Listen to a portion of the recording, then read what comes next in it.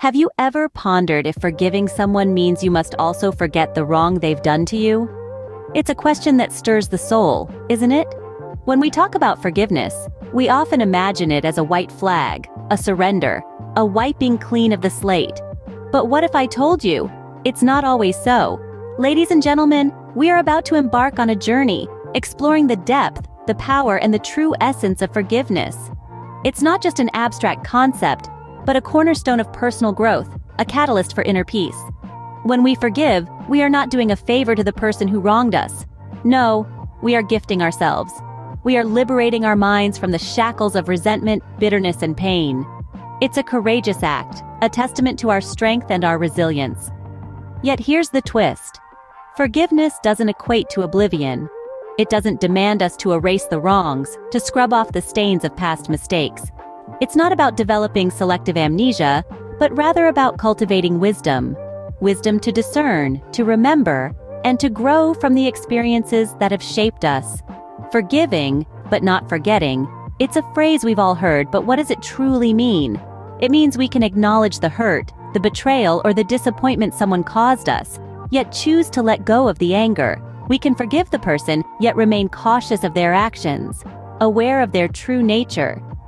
It's a delicate dance between the heart and the mind, a balance between compassion and caution.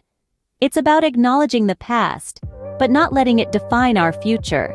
It's about looking at the wrongs, not with a lens of resentment, but with a perspective of learning.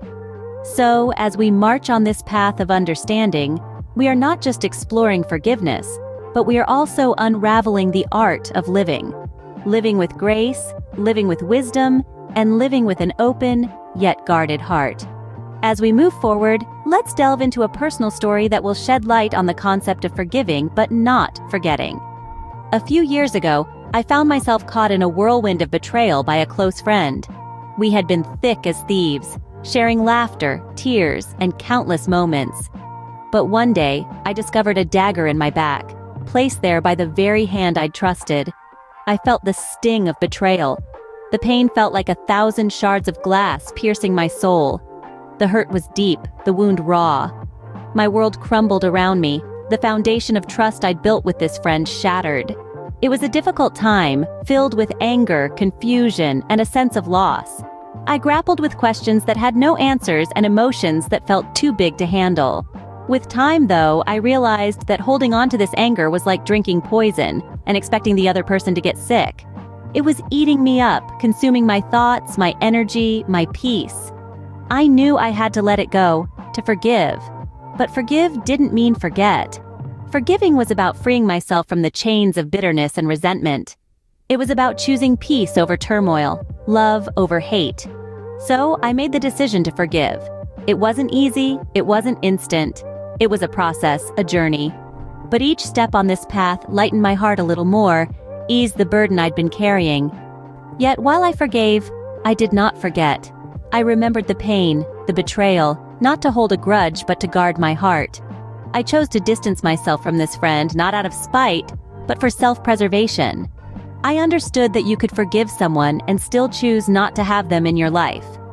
This decision wasn't about holding on to the past or living in fear. It was about learning from my experiences, about recognizing patterns and behaviors that were not beneficial for me.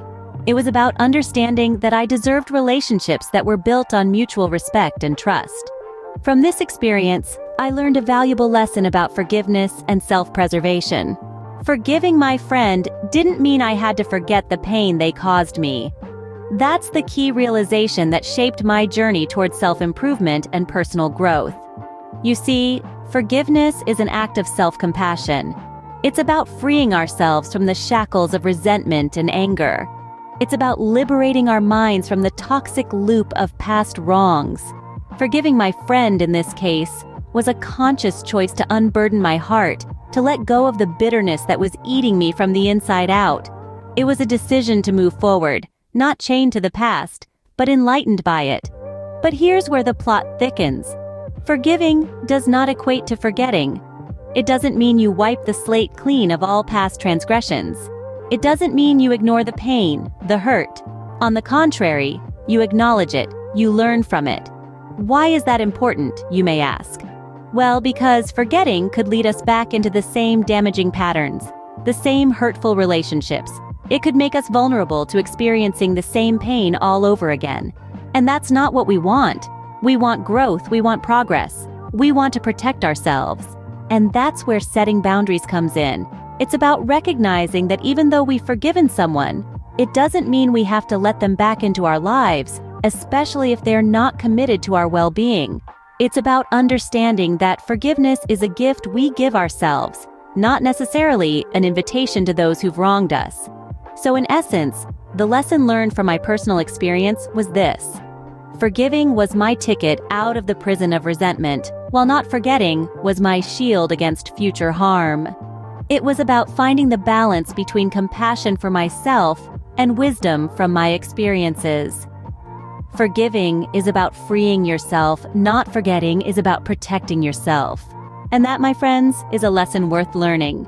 Let's recap what we've learned about forgiveness and not forgetting. We've delved into the power of forgiveness, shared a personal tale, and reflected on the lessons learned. Now it's time to tie everything together.